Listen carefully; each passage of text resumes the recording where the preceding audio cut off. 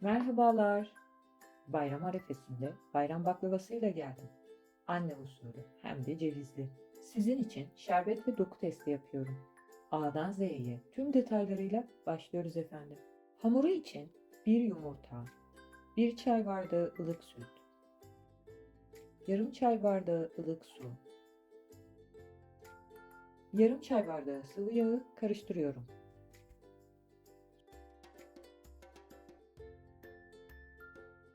Süt ile sirkenin direkt karşı karşıya gelmemesi için biraz un koyuyorum ve yarım paket kabartma tozu.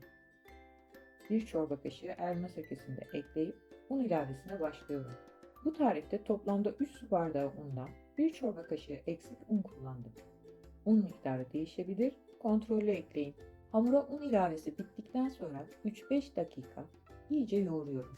Çok yumuşak ya da çok sert bir hamur değil. Hamurun üzerine örtüp yarım saat dinlendiriyorum. Bu ölçü çoğu evde bulunan bu borcama göre hazırlanmıştır. Taban çapı 29 cm. Daha büyük, müsait bir tepsim yok maalesef. Kesim yapacağım için teflon tepsi kullanmak istemedim. Hamuru tezgahta biraz uyandırdıktan sonra 4 eşit parçaya bölüyorum. Ayırdığım her parçayı da 10 eşit bezeye ayırıyorum. Daha önce hiç baklava yapmadıysanız bu hamur tam size göre. Ölçüleri az ve hamur çok kolay açılıyor. 40 adet beze elde ediyorum. Üzerlerini kapatıyorum. Burada 2 su bardağı nişasta var ancak hepsini kullanmadım. 1 su bardağı artı 3 çorba kaşığı kadarını kullandım. Her bezeyi çay tabağından biraz büyük boyutta nişasta ile açıyorum. Açtığım bezeleri onarlı gruplar yapacağım. Açılan her bezenin arasına birer tutam nişasta serpiyorum. Ben oklavayla açtım. Siz merdane de kullanabilirsiniz. Nişastayı az kullanırsanız katlar ayrılmaz. Çok kullanırsanız yerken dişe dokunur, hoş olmaz. Tüm bezelerimi açıp onarlı gruplandırdım. 4 grubum var. Yani 4 yufka açacağım. Masanın nişastasını ortaya topladım ve ilk grubumu açıyorum.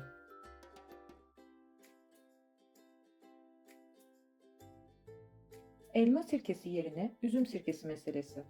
Üzüm sirkesinin kokusu bana ağır geldiği için evde bulundurmuyorum. O nedenle daha önce hiç denemedim. Bu konuda bir şey diyemeyeceğim. Ancak elma sirkesi yoksa aynı ölçüde limon suyu kullanabilirsiniz.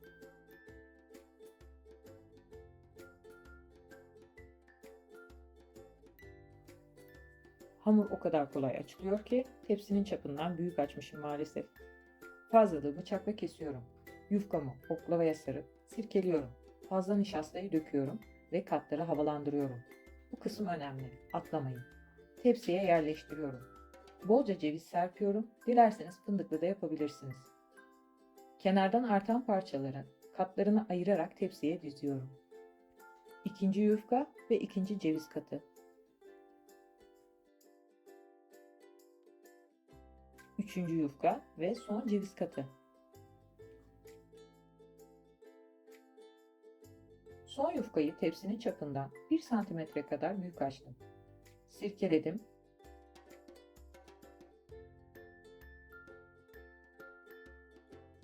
Tezgahın nişastasını temizledim.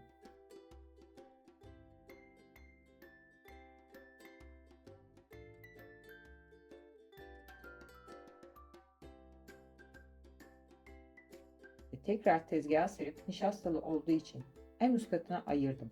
Onu tepsiye koydum.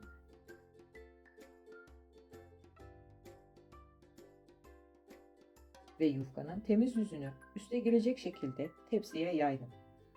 Bu işlem baklavanın yüzeyi temiz ve pürüzsüz olsun diye yapıldı.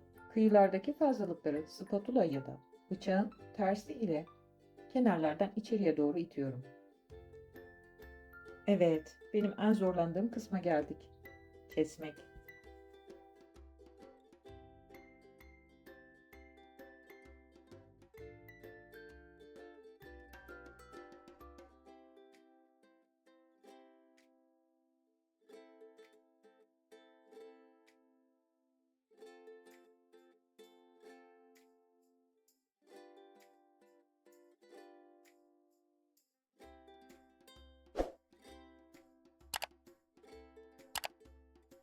Ama gayet düzgün kestim.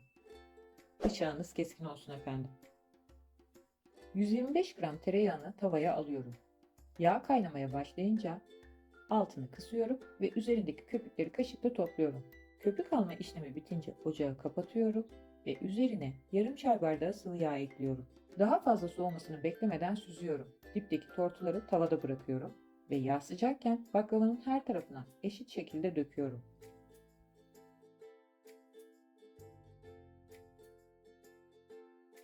Baklavam biraz dinlenirken fırını açıp 150 dereceye ısıtıyorum. Isınınca baklavamı 140-150 derecede en az 90 dakika pişiriyorum. Baklava fırına girince şerbeti hazırlıyorum. 3 su bardağı şeker, 3 su bardağı suyu kaynamaya başladıktan sonra sıktan biraz fazla ateşte 15 dakika kaynatıyorum. 15. dakikada biraz limon suyu ya da limon tuzu koyup kapatıyorum. Şerbet biraz yoğun kıvamlı olmalı, yoksa baklava hamur olur.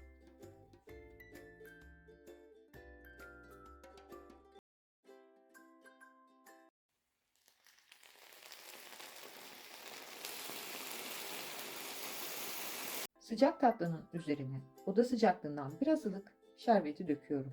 6-8 saat üzeri açık dinlendiriyorum ve servis yapıyorum. Afiyet olsun. Hoşça kalın. Tarifte kullandığım su bardağı ölçüsü 200 ml, çay bardağı ölçüsü 100 ml'dir.